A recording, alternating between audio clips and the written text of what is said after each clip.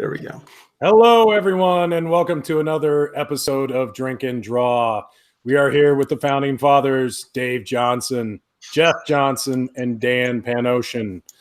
We also are joined with regular guest, Joe Casada, and special guest, Richard Isanove. Isanove. Thank you. Yeah. Hey, culpa. Right out of the box. Oh, well. Welcome to America. Sorry.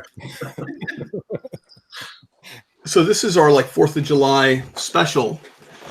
And look at Joe's wearing the shirt and everything. I'm wearing a Hamilton shirt. Very patriotic. Jeff, what are you wearing? Hoodie. A gray hoodie. Like the Unabomber. Exactly. Yeah. Interesting. And Richard, happy to have you here. Are you going to be drinking at all or just drawing? I got a cider. Oh, nice. I've learned a while back that you don't want to see me under the influence of hard alcohol. So I saw your assistant just snuck through the back there. Your tiny furry assistant. Oh, yeah, that's The other way. Yeah. We don't. Oh, well. As soon as you whistled, Dave perked right up. I think we all listened. Yeah, everyone paid attention. Oh, well. So, Dave, are you drinking anything? Yeah, I'm drinking once again vodka and soda. Red Cup. So, he was at a frat party. Nice. Okay. So I'm drinking some tequila from Bill O'Donnell. Excellent. I brought it to me at a convention. That's always a nice thing to do. You brought some really good whiskeys the last time I was at a show in Detroit. It's kind of them. was it in the Jarro? No, it was Monkey Shoulder. Dan, you like Monkey Shoulder? I do. You brought Monkey Shoulder. Jeff will occasionally visit. Now that he lives in Oregon, he visits LA. I see him actually physically more than I did when he lived here. It's true. And oftentimes Jeff will come over and go, I brought, you come into somebody's house, you bring them a gift. So it's usually alcohol. It's a and Viking tradition. Jeff will bring me like, oh, I got this bottle of Monkey Shoulder for you. And then the next thing I know, it's empty. Yeah. So They're very small bottles, normally speaking.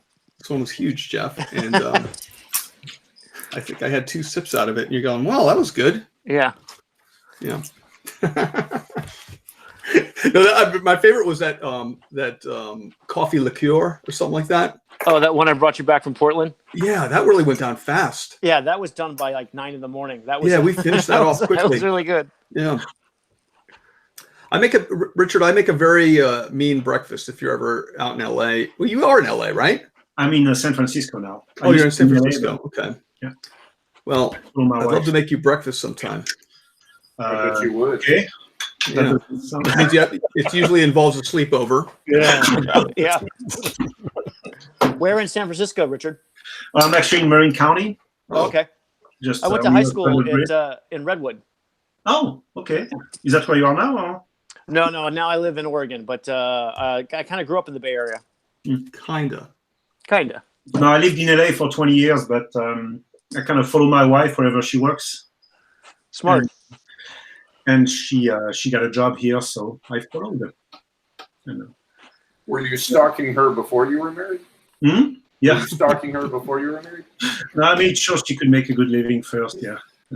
Smart. Good plan. Richard, you just got, how long are you coloring any more Conan? I'm trying to get to the Conan immediately. Writing there. Well, I just finished the Ron Garnier one. Yeah, that came out beautiful. Yeah, you guys are great together. Yeah, it was interesting. It looks hand colored. It was, yeah. Wow.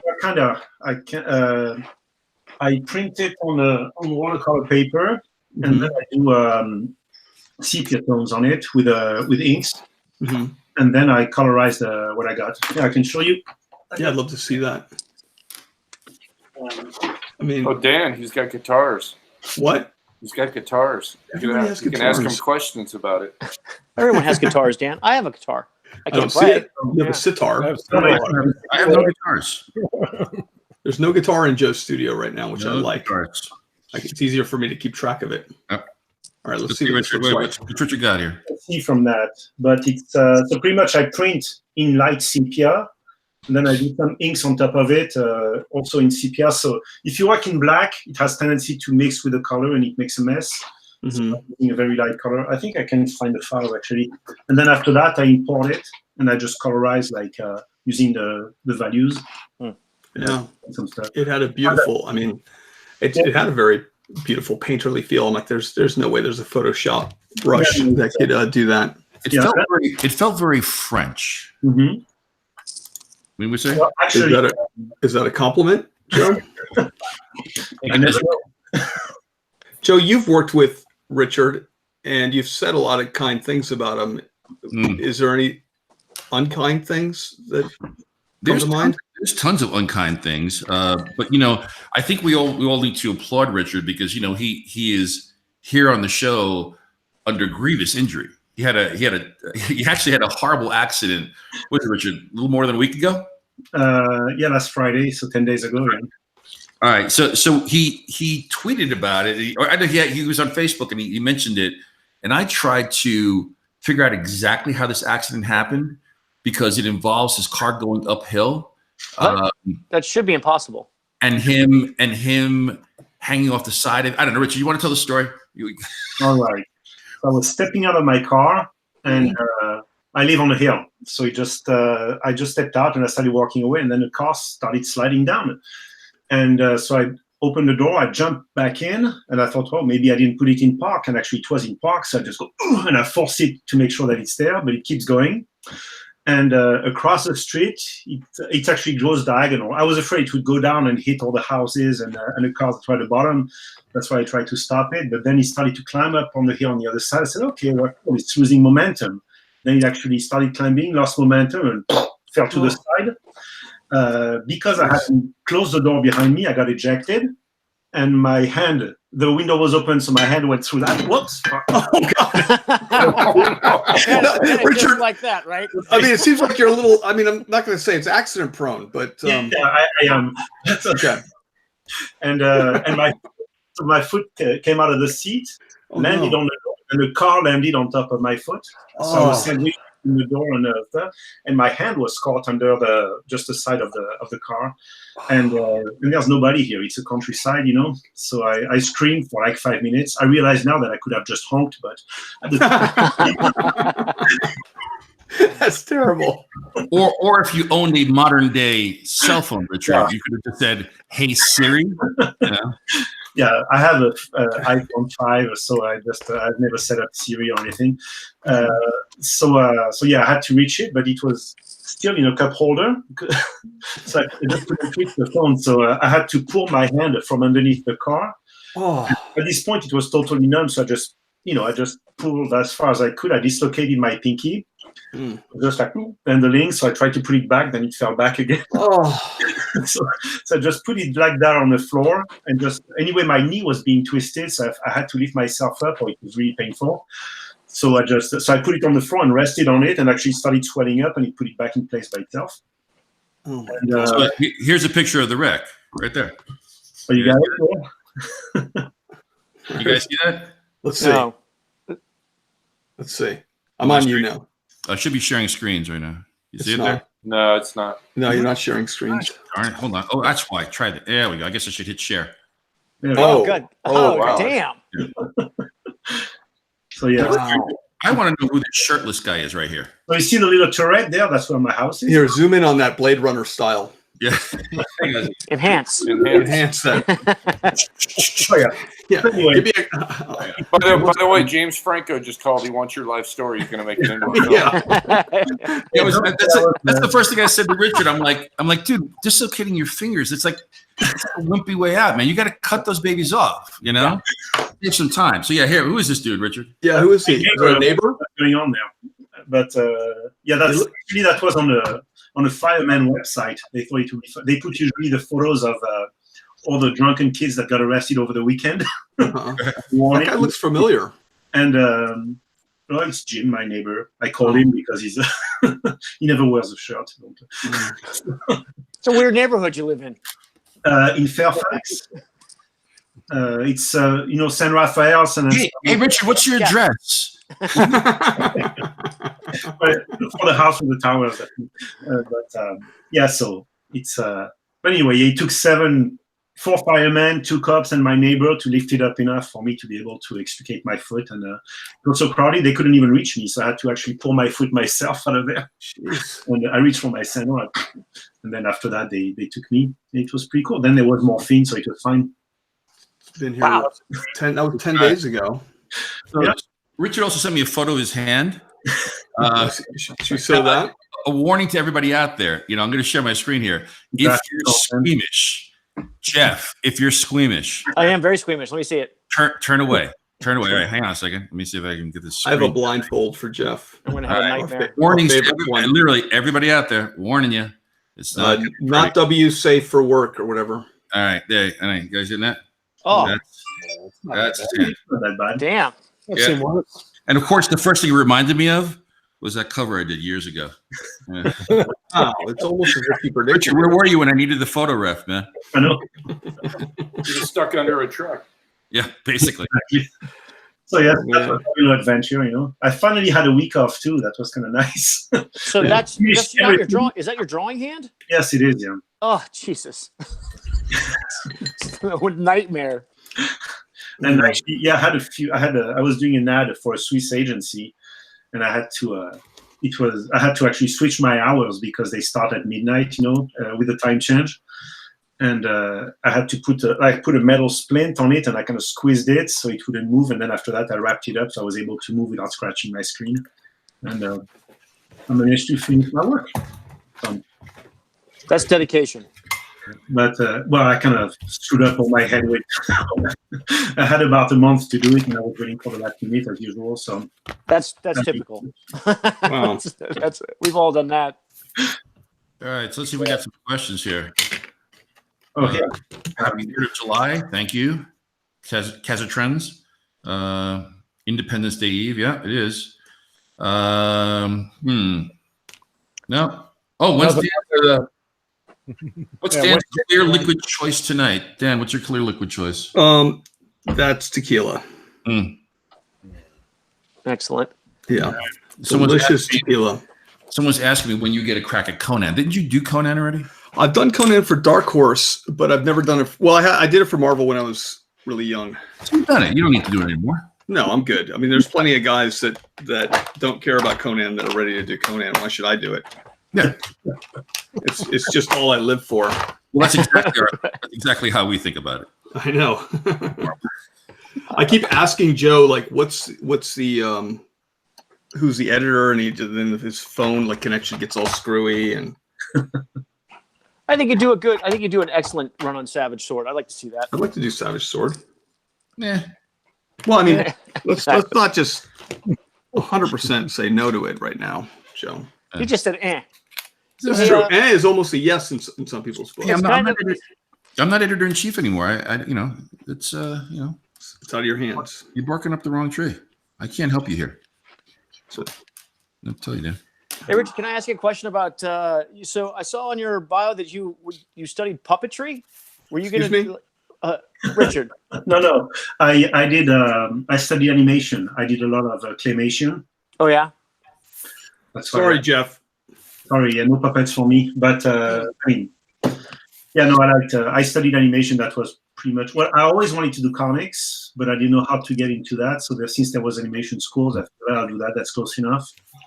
And then I was doing that in Paris, and then there was an exchange with CalArts, the California Institute of the Arts, and I went there to study animation, and I stayed because a friend of mine in class had worked at Top Cow and said, hey, they're looking for people, so then I ended up doing comics after all.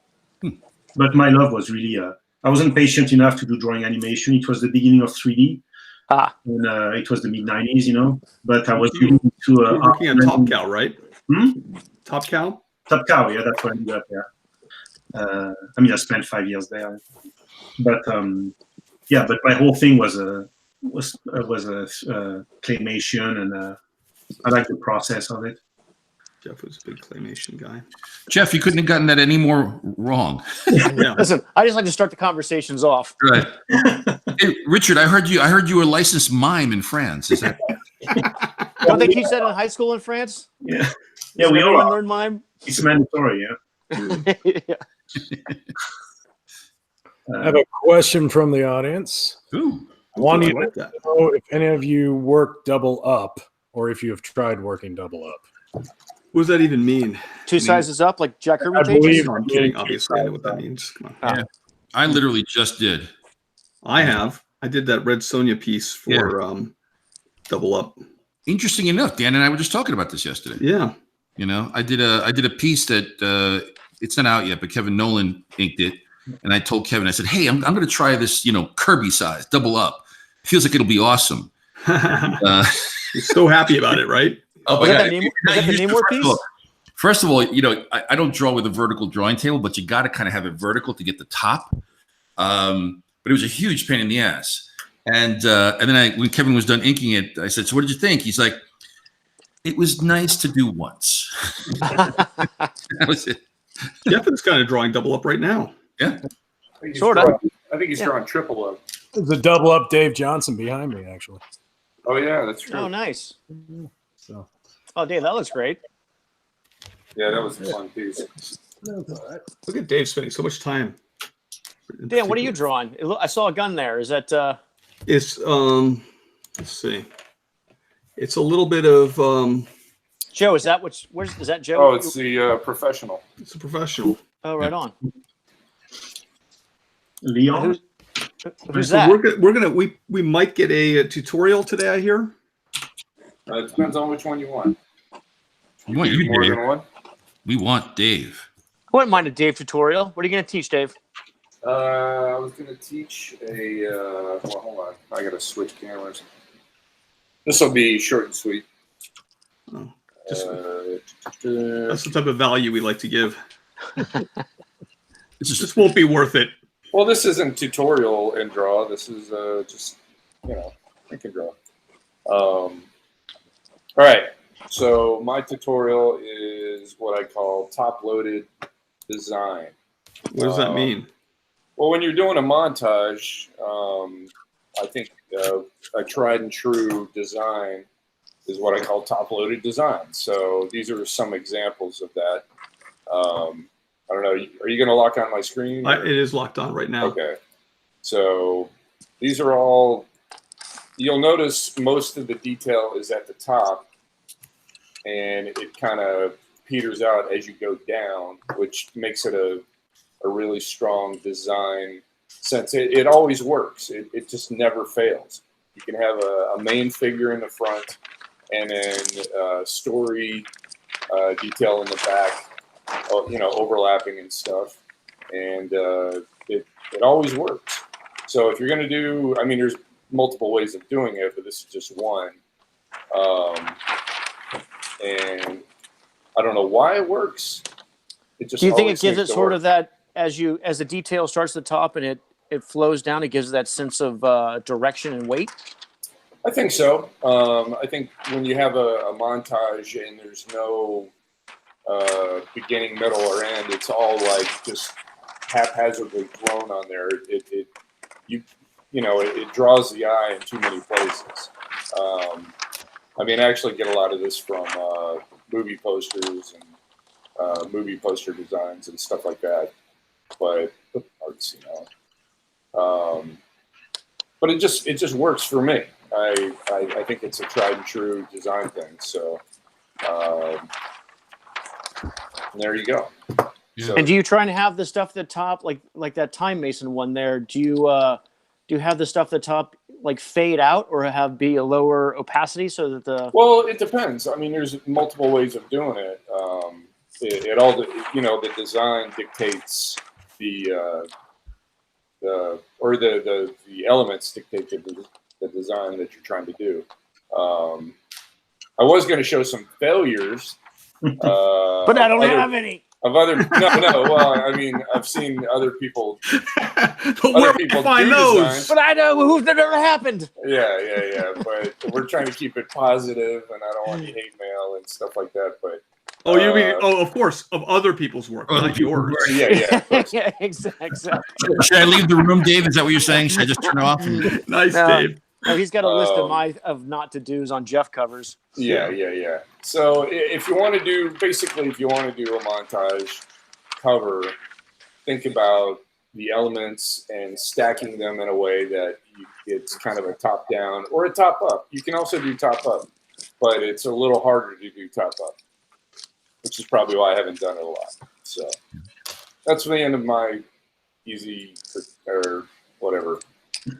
Learn something or don't. So far, it's been great. I think we have to repeat this feature. I actually learned something. I never said it was going to be good. I just said I would teach something that I know. So, yeah, do you think maybe the reason top down works is sort of that 60-40 rule, the 70-30 rule? You know, even if you're working in black and white, you know, your eye just tends to be drawn to the areas of negative space. Oh, sure. I mean, maybe that's why top down works so much better than bottom up, because your eye starts in that top left-hand corner and is naturally, you know, predisposed to go down. Well, you could do like a top up, like a character standing on a pile of something, and in the negative black space in that area, you can add, you know, all sorts of crazy details from the story. And it works either way. Yeah. But I definitely think top up or top down, as opposed to just here's a crap ton of elements and there's no design to any of it. You know, once again, I'm so tempted to show a classic, like terrible one, but I'm gonna. Of course you are. I'm gonna be nice. So I think we should definitely restrain from that. Yeah. Pick somebody that's dead. Well, isn't that even worse? You know, at that point. Yeah. So Not like they're gonna yell at you true.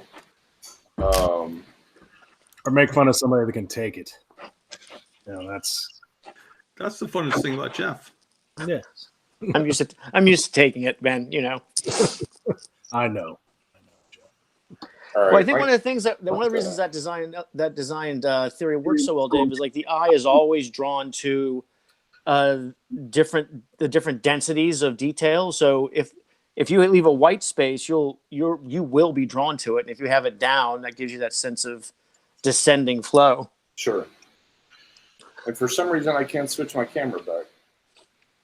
Are you still locked on? Oh, okay, there we go. There you go. There you go. Must have been locked on. All right. I'll switch back to my drawing table. Ta-da! There was my first tutorial. You know what? I liked it, Dave. I enjoyed it. I learned something. I've seen worse. Richard, what would you say? I mean, you work with a lot of good guys. What do you think of Dave's first tutorial there? It was brief, but very.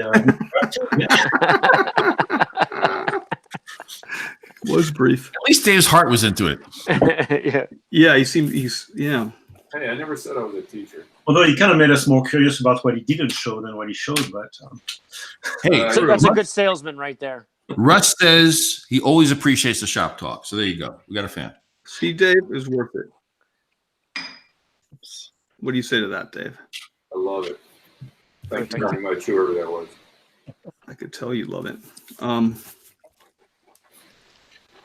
I mean, my old cover blog is still up, so if people really want to see me lay into people. Yeah, but that requires reading, right? Is that still yeah.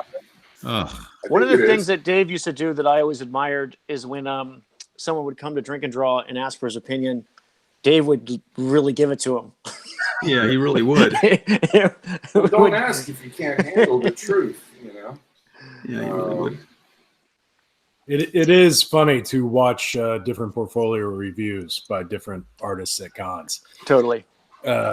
Some guys like Dan are just like, "Oh, hey there, kid. This looks great." You know, Well, it's because Dan doesn't keep really at it, care little about buddy. people.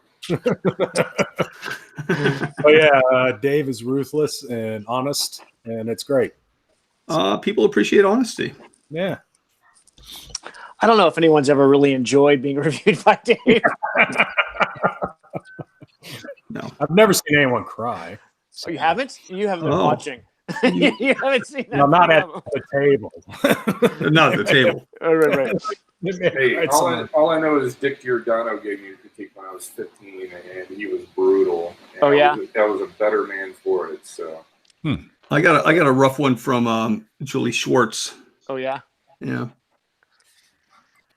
was that while you were sitting on his knee, or Yeah. like, 100%. I don't even Yeah. know what that even meant, but Of course not. I just imagine you sitting on everybody.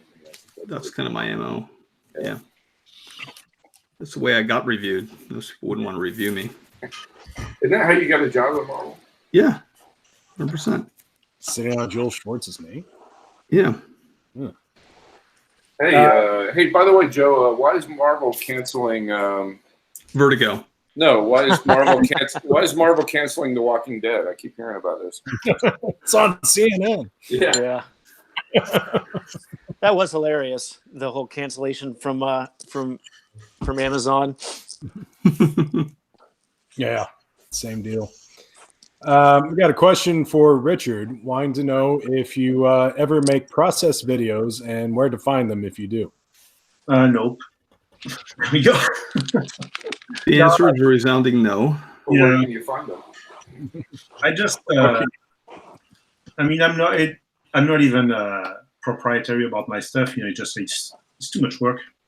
I work, like I said, my wife works long hours. I've been pretty much taking care of the kids for the last 20 years. So I'm kind of, now they're going to college, so maybe I'll start doing more interesting things. But for now, it's been, it's just too much time to do it right. But usually when people contact me or ask for tips, I'll always tell them how I do it, But they can just watch now. And then So are you going to give us a little something here? Yeah, sure. I mean, so I did that sketch. It's I had to do a Black Panther Conan cover. Mm-hmm. That's here, and I did 4 different sketch. And I liked number 1 the most, but of course they went for number 2. So I figured I would finish it. I got rid of the Black Panther, and I just so that was the sketch, and then that's a tightened up version, and that's what I'm coloring right now. Oh, cool. So you see, can you see my? Yeah. Yeah, we can see your screen now. Yeah. Okay. A lot of people use layers, but because I learned how to color on a computer that had 100 megs of RAM, we couldn't use layers at the time. Like if you had 2 layers, your computer would come to a halt every time you wanted to do a grad or something like that, So I use channels, which is Well, that's how I learned. Yeah. I mean, it carried on, but now everybody is making fun of me because I don't use brushes, or I use brushes, but only the round ones. And I've been using the same techniques for years, but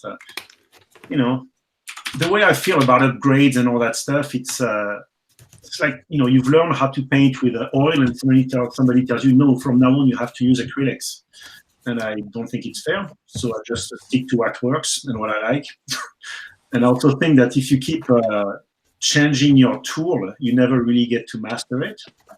It's true. So I just, now I had to switch. I actually worked on Photoshop 3.0 up until 3 years ago. So that was a 1993 version.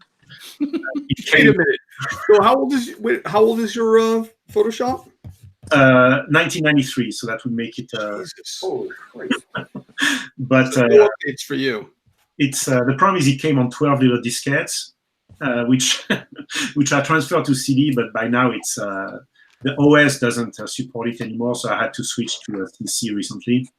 But it took me like a year to get used to it, to get used to all the different things. There's some tools that don't exist anymore, which really pissed me off. And there's too many settings, I like things simple. Yeah. Old man Isanove. I know. So, but yeah, as you can see, I only use round brushes, and that's a cool Conan there. That's like Adam Hughes. He still uses a mouse to color. I don't know if he still does. Is that true? Yeah. Really does? He doesn't use a Cintiq or anything. He doesn't use a Wacom tablet. He uses a mouse. It just boggles my mind. Yeah, a friend of mine got a Cintiq, and I was like, yeah. And I went to try it. I said, okay, fuck it, I'm buying one. It's I was so used to working on a tablet, on a Wacom tablet, that it was really, I couldn't imagine working any other way by then. But this is so, the Cintiq really brings back that feeling of really working on paper and really being, it's the same sensations really. So it's kind of nice. And but yeah, no, I just but it doesn't matter. I mean, it's what you do. It's not the size; it's what you do with it. And Here. That's what I've been told too.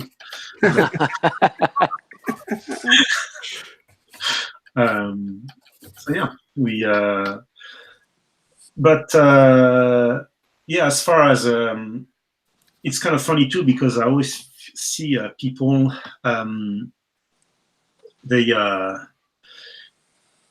People are always like on color. There's a bunch of colorist website where people talk and all that stuff, and they always get so bogged down with a theory that I don't even know what they're talking about. And I spent 7 years in art school, but they just get so instead of just doing the stuff, they think too much, I think, and I just color with what I think looks right. It's just sometimes I just. There was this scene where in the Dark Tower where the air was described as puke-inducing, and I just put colors. I just added up. I was just doing grads, like I don't know if you saw earlier, but that's usually how I start. I got the line art on the channel like this, and I just start doing grads, like random colors, and I see how it works. Like I can put some green, and then I put some blue, and stuff like that, and I just do a general color scheme that I think works. And after that, I start rendering, and I apply the line art, and then I start going. And a great way to start too is with the finger or the smudge, I guess. You can make really. That's kind of my trick to do clouds. You can do really awesome clouds with that. Just by doing little pushes. If you see what I'm doing there, like smoke and clouds and all that stuff. It's really fire. Mm-hmm. It's all done with a smudge tool. It's kind of like finger painting. You drag the colors and those stuff, and it's also very natural, in a way, because you're kind of just grabbing the colors, and it creates those little happy accident that you always want, But really, also the one thing I would advise for starting colorist is not get stuck with one formula of the lighting. I noticed that people learn how to render things one way and they just keep doing the same way over and over. Oh, I notice that all the time. It drives me crazy. It's. There was a trend last year where everything was lit from behind with the front in the dark. Yeah. And then there's no solid masses anymore. Everything is just highlights all over the place. Like, it could be, like in that case, they probably would go just something like this. Still manage to just light it from the side. What is going on there? Oh, it's an overlay. Sorry.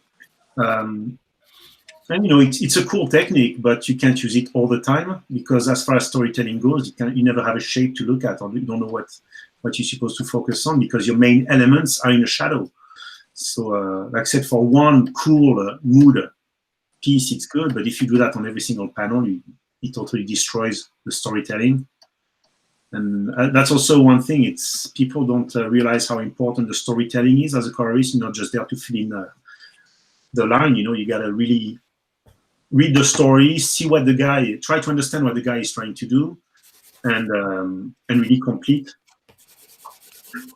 And most of the time, just follow their lighting. Like if you're with a above average penciler like Joe.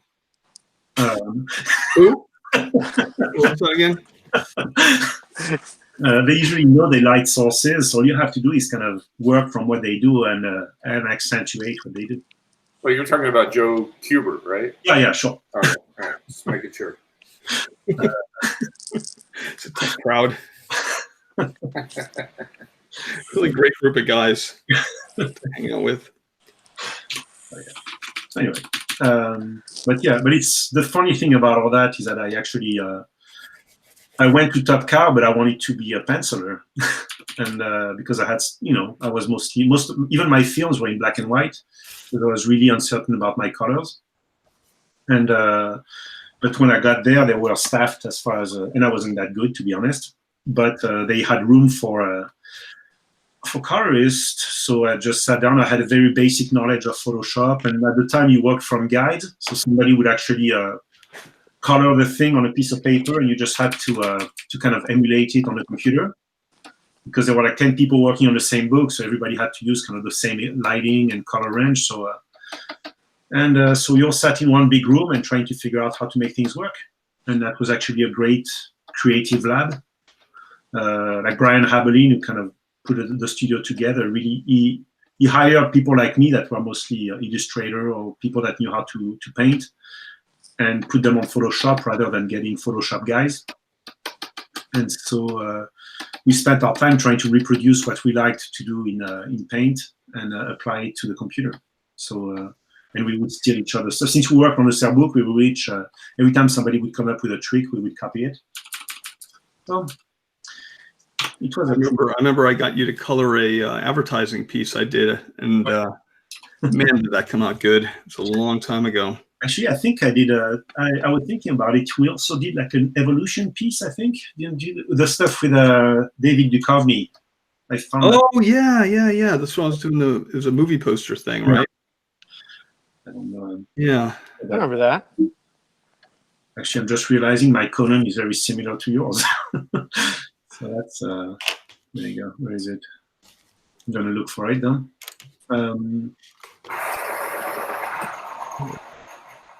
Anyway, you guys can talk. I'm a big talker once I get going, so you can. How long did you work at Top Cow? 5 years. Like, I mean, the thing is, I also had to deal with immigration issues. So because I came as an exchange and I got a 1 year practical learning visa, and that means you can work for 1 year, like as if you had a green card. But after that, I became an employee. They sponsored my work visa, and that's just when Brian Haberlin left. So I took over as art director. So I was, after that, I kind of supervised all the books. I was still coloring, but I was mostly supervising everybody's book, making sure they came out okay. Mostly, once again, because it was teamwork. So everybody would color the pages, and then I would go over the whole book and do the special effects and make sure that everything was had good continuity in it. And yeah, I did that. And then I realized I could make more money coloring, so I started coloring more and more and neglecting my work as an art director. And then I got married and I quit and I became freelance. And a year later, I started working with you. And now the greatest achievement of your career is being on the show. Yeah, exactly. With the big guys, with the real guys. When did you start doing the Dark Tower stuff? You and Joe did some really great covers on that together, but you've been doing that a lot. Yeah, I worked on that for 8 years, actually. Beginning of 2006 to the end of 2012. Started with, I mean, it was really cool because I just had told, I was talking with Joe actually, and I told him one day that, I'm a real big fan of Stephen King, especially I listen to them on audiobooks while I work.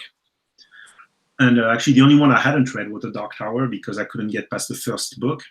And then one day he calls me and said, "Hey man, you said you like Stephen King, right?" I'm like, "Yeah, a third of my collection is these books." And I said, "Well, you got 1 week to put together some coloring with Jay Lee, and he's coming next." I think it was a Tuesday, and the next Wednesday, Stephen King was coming to the studio to see what we could come up with. So wow. It's really cool. And of course, Jay delivered just on time. And I mean, we kind of worked well together because it's kind of hard for us to work if there's not a hard deadline on our ass. So yeah, I remember that. That was like the first time. I think the only time at Marvel we ever did something that was like a Mad Men advertising pitch. We had Stephen King coming in and You remember, Richard, I wrote that script that Jay worked for. I wrote that original script, like a 3-page thing. And then Jay drew it up and you colored it. And we had these things blown up huge. And Steve was just blown away by this stuff. I think from the moment he saw the first page, that deal was done. You know, it was. He's a big comic book fan. Was that? Yeah, it was. The artwork was stunning. It was absolutely stunning. What these guys did. So. Hey, is that it? Actually, here a brand new guitar, Joe. I'm sorry. What? I said there's a guitar. It wasn't there before. Did you move? Did you switch? And now there's a guitar. Are you bored with the? Are we doing this again? Yeah. Are we doing this again? Are you? Well, the guitar has always been there. Do you want to back me up on this, or no? Nobody. I think you're. What are you drinking? Drinking tequila over here. Yeah. Yeah, I think that might be the problem. All right. Look. Yes. Let's change the subject here. These are the first Dark Tower pages, the one we showed. So that was one. Hold on here. Then page 2 was here, and then that was the one that kind of sealed the deal, I think. Oh wow. It was pretty cool. But it was. Yeah. I lost that background at midnight, and he was coming in at 6 in the morning, so I had to redo it. I pretty much delivered just on time, so they could print it out and make a mock-up for him. Anyway, sorry, you were going to change the subject. Oh no. Hey guys, so August, who's always so kind to come up with some interesting questions for us, has one here. Forgot which one of you guys wants to answer it. All right, let's say this comic book life isn't as profitable as you first thought. So you have a plan, a heist Ocean's 11 style. Yeah. Skills. Yeah. Which artist would you recruit and why? Good luck. Jeff, you've probably thought the most about this. I used to work at a bank, and I was a merchant teller for a long time before I broke into comics. Really? I had a lot of plans about how to get in and get away, and the real problem is not getting the money out. No? It's keeping it. Yeah. Huh? Yeah, it's not that hard to just come in and take something. It's just getting away with it. And there's a lot of really interesting FBI statistics on bank robbery, and I studied them all. So I think the real trick is faking your own death is the hardest part of really a successful robbery. Okay. I've never heard anyone kind of phrase it that way, Jeff. That's the first time anyone said. Has anybody ever called you DB? Mm-mm. All right. But I would definitely. Someone's got to be the muscle, so I would have Dan for that. To someone to carry the heavy bags of gold. Put your team together. It doesn't have to be anybody on the stream. Just put your team together. Let's hear it, Jeff. I'm really intrigued by this. That's a good question. All right. You're the brains of this thing. I'm definitely the guy behind the scenes, the inside man. Dirty as per usual. Yeah, I would love Dan to be. You're gonna have to have a heavy lifter, because gold is heavy, and we're robbing Fort Knox. Well, no, listen. There's all currency. There's hard currency, soft currency. Even bills get heavy, pretty fast. So you need someone who is strong and can take orders well. So Dan's got half of that. Halfway there. Yeah. Yeah, exactly. And speaking of A-team terms, I would definitely have Dave be the face. So you need someone to distract and possibly get someone higher up, possibly in the police department, to fall in love with them. So Dave, you're definitely the guy for that. No, I think you've already failed at that. Like, you're going to jail now. No, I definitely think you could woo them with your song. Yeah. And then Joe, I would have you be kind of the guy who bats cleanup, who comes in and confuses the issue. I see. Okay. Yeah. So someone to leave false trails and then meet us later. So basically, I'm the guy that gets arrested, is what you're saying. No. Well, I mean, you get detained. There's not arrested. Right. Oh, from it, I thought you said he gets the taint. No. Like, Yeah. You need someone definitely the Kaiser Soze the stuff to mislead the pursuit. Right. Someone who looks completely. Someone who seems innocent. Completely just unable to do anything this complicated is basically. Right. No, exactly. Yeah. And also just you have an honest face. Is that what it's true? Really? He'd have an honest face. All right. As opposed to That's Dan. been one of my thing. I can't do anything illegal.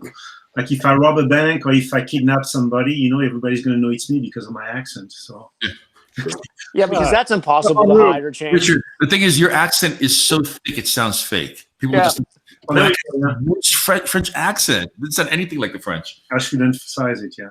Put the money in the bag. Oui, take the money. Yeah. Perfect. I think the last person they would think it was a French person. I guess so. Yeah. Yeah. No, Richard would get there late anyway. Dave, who would you hire? I mean, not hire. Who would you con into doing this with you? Coop? What? Coop? Yeah. You mean Chris Cooper? No, Dave. Dave. Oh, Dave Cooper. No, because he looks too much like me. Oh. Or maybe that would be the plan. Just hire a bunch of comic book artists that all look like me. Sure. I mean, they could all be fake Dave masks. Hey, we all have one. Yeah. It's true. Well, I would definitely hire Dan. Because we're pals. We like to do things together. Dan would keep all the hostages calm if it came to that. We'll try. Dan can't calm. He would keep them calm. Well, Dan's a good liar too, so that might get us out of trouble. It's one of my greatest qualities, liar. Yeah, major liar. Yeah. You can always tell Dan's lying because he smiles every time he lies. Well, I thought you could always tell he's lying because his lips are moving. But, Oh yeah. No, he sometimes tells the truth, but it always makes him sad. Yeah, I don't like telling the truth. No one does. I would definitely. You know what? I would definitely hire Jimmy Palmiotti. Oh, yeah? Yeah. You need a fall guy, right? No, I think he could pull anything. I think he could pull it off. You do. Yeah. What about, I would hire Brett Lewis. I'd put Brett Lewis in the picture. That's true. Yeah, I could see that. Yeah. I can see him getting away with murder. I mean, he practically has his whole life. Yeah, the audience has the true answer here, and you guys are missing it. Oh God. All right. Well, Frank, yeah. You hire Frank to run. Oh, No. Oh, come on, God, no, I don't know if Frank's you gonna would. sell all of us out. No. Yeah. You know what? The last thing you want to do. Frank, Frank is on your team. Frank is like Critical Bill in Things to Do in Denver When You're Dead. You guys ever see that movie? Yeah, that's Yeah. one of my favorite movies. Yeah. I love that And film. it's just like, and there's that moment where everybody's telling Jimmy the Saint, Yeah. don't hire Critical Bill. The guy's nuts. And Bill convinces Jimmy that, no, I've changed my ways. I'm not nuts. And then, of course, spoiler warning, he goes completely nuts. Exactly. And then at the end of the movie, he just says to Jimmy the Saint, Jimmy, you shouldn't have hired me. You knew I was out of my tits, right? Yeah. That's a great thing for Andy Garcia at that point, because he's just like, fuck, God, I shouldn't have hired him. That movie is so good. That's one of my favorite movies. There's so many great stars in that. Yeah. Oh, you know what? You hire Frank to rob another bank a couple of miles away, about 15 minutes. That's actually 15 minutes before you rob your bank. And that one of way- the yeah. one of my plans that I think had the best chance of success was a multiple simultaneous robbery happening at several branches. That's never been done. And the two that you knew would be red herrings are the ones close to freeways. And then the one that was actually the robbery that you planned to get away with was the one furthest away from a freeway. Since there's one of the statistics is the closer you are to freeway, the more likely the FBI is to get there sooner. My mother worked at a bank, and she was constantly robbed. Yeah. It happens all the time. And it was a sleepy little town, and I was like, seriously, Mom? She goes, oh yeah. No, they just come in, you hand a note, because you just, no one wants to take any chances, and you're instructed to hand over the money. So, Yeah. And at the end of the day, bank robbers are pretty nice people. Yeah. Well, I mean, ideally their penmanship is top notch. Well, it has to be legible for sure. Right? So they have some schooling for sure. Yeah. What was Richard? What was your favorite class in school? My favorite class. Yeah. Mine was typing. Really? Yeah. No, I would say probably German, because that's actually where I learned how to draw. I was forced into taking German because the class didn't have enough kids, and I really didn't want to learn. And so I just sat at the back and I drew all the time, and that was kind of cool. So there was this kid that was pretty popular, and I'm talking junior high. I was a grade ahead, so I was always like the little shrimp in the class, and nobody really cared about me. So this guy, he was a newcomer, and he was super good looking and kind of a rough kid, and he liked to pick up all the girls. So I would actually, he would hire me to do little cards to pick up the girls. Like I would draw him on his moped and with a caricature of the girls, and then he would give it to the girls to pick them up. So because Smart. of that, I kind of ended up like I had a good aura of being kind of cool despite my uncoolness. So. And wow, you're like a regular Cyrano de Bergerac. Exactly. So I did that in German class, so those were kind of nice time. Anyway, but I mean, of course, it was art classes after that. But yeah. I like typing. I was pretty good at it. What's wrong with that? No, I mean, Dan's a fantastic typist. I'm actually really fast. The problem with Dan's typing so fast is whenever he gets online and he starts telling one of his stories, he types too quickly to fact check. Yeah, why would I fact check? It's ridiculous. I also liked English. I like just make because it was just all lying. It was just basically telling stories and lying the whole time. Creative writing. We didn't have art. We didn't have art class. We didn't have a wrestling team. Those are the two options. Well, those are my two options. We could have had them. Did you wrestle later on? Or? Pardon? Did you wrestle later on? No. I mean, I wrestled with Jeff a few times. I always lose. On purpose. Even when I win, I always lose. Dan? Yeah. Guess who's calling? Oh, God. What time is it? Oh, no wonder. Of course. Yep. Oh, shit. Bendis. Of course he's calling. It's Bendis, right? Nope. Not going to get on. Oh. I got keep doing that. For those who haven't been watching the stream, Brian Trex wants to get on the stream, but he waits until we're just about done because he wants to upstage everybody, So, I got a lot of DMs, Joe, and a lot of people are just like, let him on. Nope. I quit. You let him. He has to be scheduled like everybody else. Exactly. I think that's only fair. He's a little higher up there in the food chain. I would think he get some special favors. No, but I've told the story before. I mean, Brian. I love Brian dearly. He's like a brother to me. It seems like a vendetta in a sense because now he's at DC. The DC thing, his ego is just. I think it's just too much. So he would never, as a Marvel guy, he never would have done this. Never would have done this. The DC guy in him is the type of person who would do DC this. Brian, DC Brian's like a different guy. I barely know him anymore. Well, we're all suffering because of his new. You know how hurt I am. I talk to you about this all the time in private. It's true. Well, I just think that maybe if you let him on, you guys actually talk about it. That might, I don't know. Maybe someday. I'm not ready. My heart's not ready. No, it's not. You need a mediator or someone to broker that deal. Yeah. What kind of guitar is that? Not to bring it back to the guitar, because I know Dave gets a little upset about guitar talk. A J45, my Gibson J45. You've seen this guitar before. Aren't you gonna play your? Didn't you write us a song? jingle? Didn't you write us a jingle? Yeah, but Dave hates it. And I never said I hate it. Listen, just because they like to cut me out, I do actually get a vote. I know Dan and Dave. Are you sure about that, Jeff? Happens, but I do get a vote. Are you absolutely sure about that? Yeah, Dave, is that my pencil? Yeah. Damn you! You've already done better with my pencil than I have. Damn it! I would like to hear Joe's playing. A private concert. I haven't. I don't know. You think I should do that, Dan? I would like that. You can play us out. I don't know what it's going to sound like. All right. Well, can we promise to play us in or out next time? I don't want to. I know it's. Maybe you can practice. Oh, look at that. We got some time. Let's see. We're out of time. Right? Dan, you gonna pull a Frank on me? You gonna just kill me right now? I mean, I'm not gonna, go full American Got Talent or Paris Has Talent on you. First bar, click. Can you hear that over my voice? Yeah. So far, sounds good to me. Does? Yeah. I mean, so far I like the tune. All right, one verse. We'll do one verse if I can remember. Okay, let's do a verse. I'm not tuned yet. Go do your thing. All right. Talk amongst yourselves. Oh my. Jeff, why are you always pressuring people? I love self-expression. Look at that self-expression. That looks Yeah. like a Frazetta painting. It's not Conan, but it's kind of Conan-y. It looks like Conan to me. Yeah, Conan-ish. Conan-ish. That's beautiful.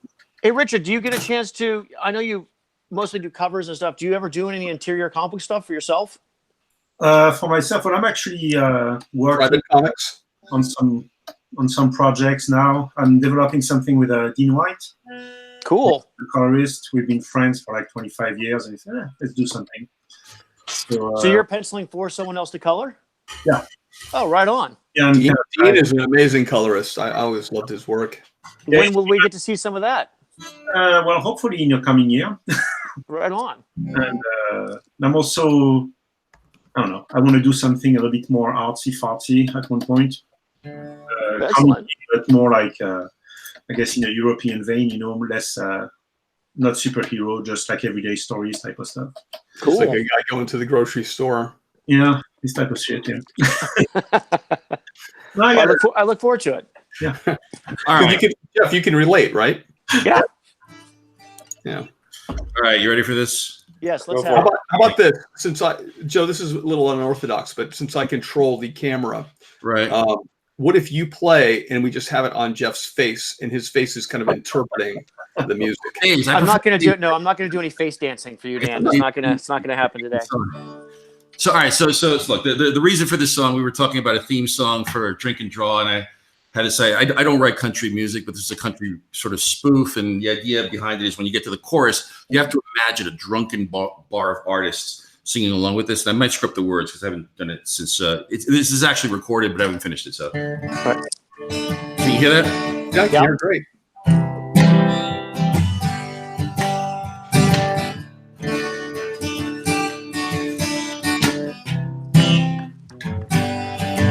Ever since I can remember, been holding this pen.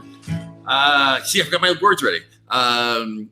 Someday I'll get some work and it'll pay the rent. Gonna make me famous, straighten out my life. And when that day comes, I might just make you my wife. But until then, I'm gonna sit right here, sketching away while I nurse my beer.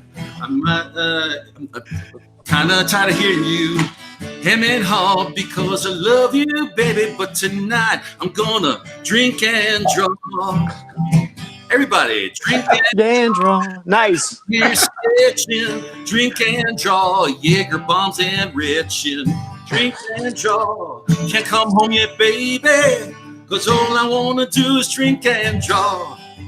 You say I've got no prospects, no discernible skills. And sketching barroom honey doesn't pay the bills. You know it makes you angry, it makes you mad when I steal a couple bucks just to pay my tab. Consider it an investment in a evening class where the instructor teaches from the bottom of my glass.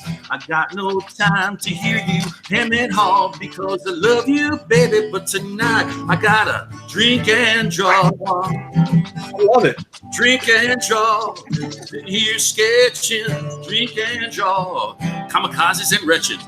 Drink and draw. Can't come home yet, baby, cause all I wanna do is drink and draw. All right, that's it for now. That was fantastic. Thanks, Joe. That was. Yeah, good job, buddy. I think you nailed it. Yeah. The first time I heard it, I'm like, wow, It's a great song. Next week, can you do a ska version? Maybe a reggae? I love it. I think it's apropos for. I think it's perfect. Yeah, that's so cool. I mean, Next recording someday. yeah. Do you have a 4-track, or how did you record it when the version you sent to me? Pro Logic. Oh, okay. So right on the computer, but it's ridiculously quick to do if you don't care about quality. And if you know how to play guitar and sing, I mean that's the And write a first two. song. Which, You do that. Right on. That's so cool. Dave, It wasn't that cool. I liked it, but I'm drinking tequila over here, so it's a low bar. Richard, you were surprisingly silent. Oh, sorry. No, I was just in awe. A lot of times, Joe was saying when he's trying to motivate you to finish a page, he'll start singing to you or something like keep you awake or. Yeah, sure. He sings me lullabies sometimes too. Yeah, we tried playing last time I was at his house, but we're old now. Yeah, pretty. Kind of sounded a bit like dying cats, but we made it out. Speaking of, there's a lion in the background. Yeah. Wait, I'm rather lion. Oh, nice. Yeah, but actually I have a. I don't know if you can see it. No, you can't. But hold on a sec. Like you see that guitar there? Yeah, I do. I've got an eye for guitars.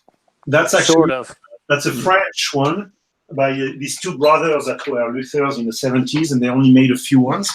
They mostly did acoustic and jazz guitars. And they made in the 70s. They kind of made a bunch of fake Les Paul, but they are actually really very. It's a very good craftsmanship. And my dad bought it for me when I was 20. When I turned 20, he never gave presents. He didn't think he should be told when to give presents. So never got, he wouldn't give anything at Christmas or on birthdays, but randomly throughout the year, if he thought you wanted something, he'd give it to you. That's nice. And but for my 20th, he said, you know what? This is a big birthday, so I'm going to buy you something. So he asked me what I wanted, and I wanted a guitar. So there we go. Wow. So that's the only thing I've taken. Actually, the first time I came to the US, I had my guitar and a few clothes.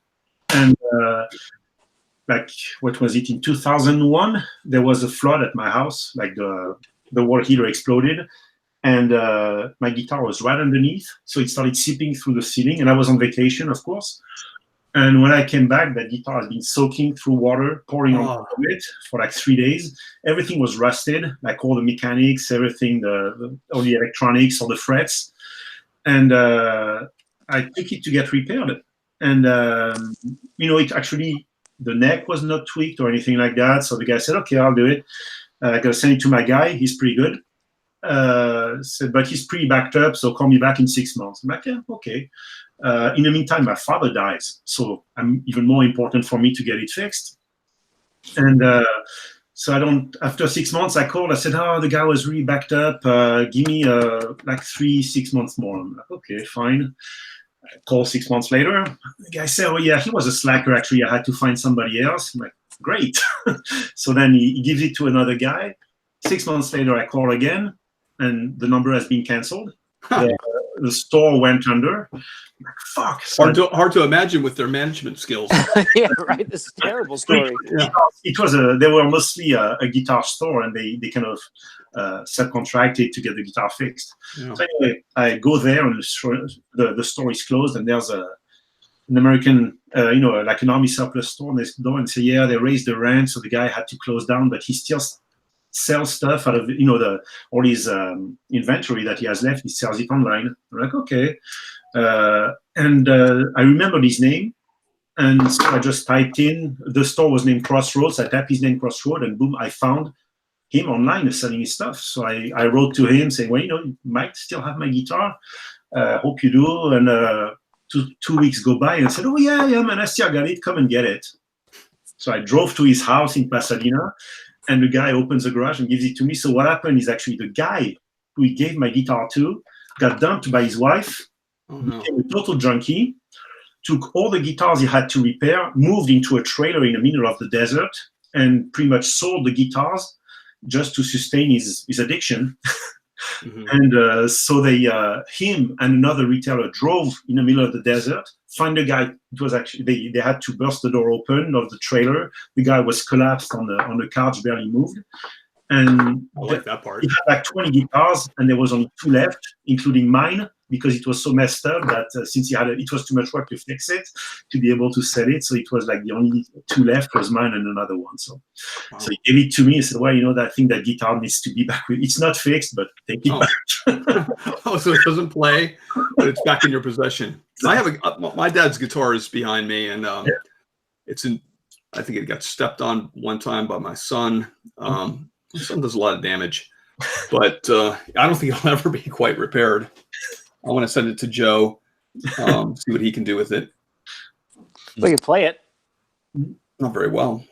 I'm not a great. I can't write. Did you ever hear a drink and draw song by me, Jeff? No. I want to hear the drink draw. I want that to be our thing. I love that.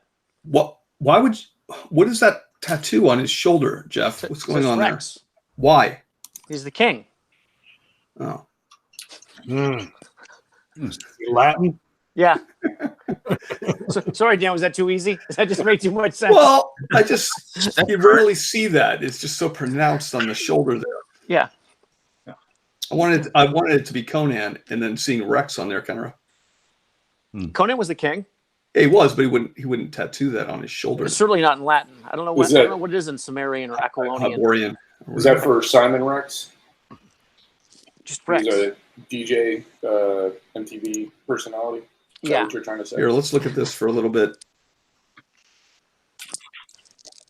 Is that black? Is that real black tape, or is that drawn in there, Dave? Black tape. What? On the chest region. Oh no, it's drawn in. Okay. I was trying to keep it PG-13. Nice. Is that pencil shading? Mm-hmm. That's my pencil that Dan turned me onto that solid lead pencil. Yeah. Excellent. Yeah, it's kind of cool. I dig it. Yeah. Guys, I'm afraid I have to hit the road to go to dinner. Yep. Me Whoa, too. whoa, whoa! Wait, you got a life? You got a I Wednesday have a dinner? wife. Yeah, I have a date. I gotta go. Who with? It's with my wife, Dan. And you guys have we always eat dinner at this time? Well, we normally have drink and draw on Thursdays. Yeah, but on Wednesdays you have a set dinner date? Yeah.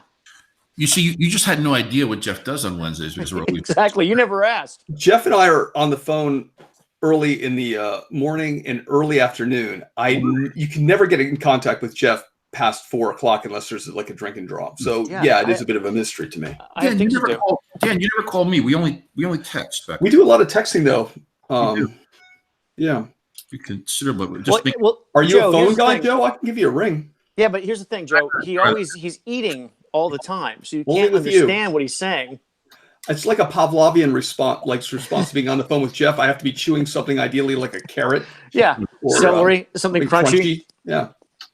All right, gentlemen, I'm going to roll out. It was fantastic meeting you, Richard. Thank you for coming on. Yeah, thanks for coming on, Richard.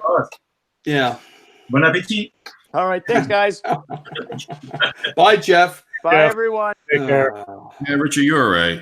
Have a good 4th of July. Yeah, everybody have a great 4th of July. Sorry about Jeff leaving early and ruining everything. All you artists out there, don't play with fireworks. It's not worth it. Don't get your fingers stuck in a van. Yeah. Or under a van. Don't chase after a moving car. Yes. Yep. Yes. Just as bad as fireworks. Yeah. Yeah. Don't. If you chase the car, get in the car properly. Yes. And close the door. Yeah. Close the door. Update Siri. Seatbelt on, and make sure Siri's activated on your phone. There's so many precautions. Yeah. Ben, do you want to do the last call? And what is that? You don't have to. I don't like to order people around. I just made that up. You had no idea. Look, we've had music. We've had 2 tutorials. I think. Ben, you want to read the bylaws, please? Just as an aside, before you sign off, Ben. So I had a gag that I used to play all the time. I still do on occasion. Whenever we would hire somebody new at Marvel and they would be an editorial and they'd show for the editorial meeting, or an artist or a writer who was coming to our writing summits for the first time, I'd always say, okay, it's tradition. You have to sing the Marvel song. And the look on people's faces was always fantastic because there is no Marvel song. All right, anyway, not a funny story, but I just thought it is funny because it makes people uncomfortable. It's not funny. Nobody laughed. It's not funny. I laughed. I'm always smiling. Go ahead, man. Bylaws. See, we had to wait for the train wreck. It came eventually. Yeah. Traditions never die. All right, folks. Well, signing off. Happy 4th of July. I'm not sure. You guys are back to Thursday next week? I hope. Right? Yeah. I will not be here next week, so you'll have to get along without me. And then, again? Yeah. You have dinner with Jeff? No, I'm having dinner with my wife and about 850 people at an auction that she runs. So yeah, be a little busy. So I will not be here. But I have faith that you guys will persevere, get through. Richard, you maybe always you want to take his job. What are you guys It's doing? available. There's- Dan, what are you doing? I'm going to go watch fireworks with 5-year-olds. Nice. It's just not your own. Just not my own. Just I'm going to go to preschool. Dave, what are you doing for 4th? Nothing. All right. Yep. Dave, Big plans. Big plans. Nothing. Richard, what are you doing, Richard?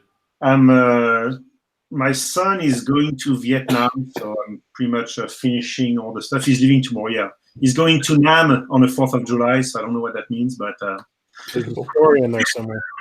Let's make a movie out of that. yeah, somebody should. Yeah. So that's pretty much going to be it. He's going for 3 weeks, and that's about it. Really, I think we're having dinner. We're doing something. Probably hamburgers. It's been a while. Ben, what are you doing? I'm hanging out with the family. Nothing too exciting. Maybe watch some fireworks in town. Low-key stuff. Football. All right, Football. guys. Yeah. Well, it's All right. been emotional. Thanks a lot, guys. That was really a blast. I had a lot of fun. So Thanks for the stories. Join us. Richard. All right. Thanks, Thanks, everybody. Dave, don't be so sad. It's over. Yeah, I know. All right. Bye, everybody. All right. Bye-bye. Thanks. Toodles. Thanks for joining us.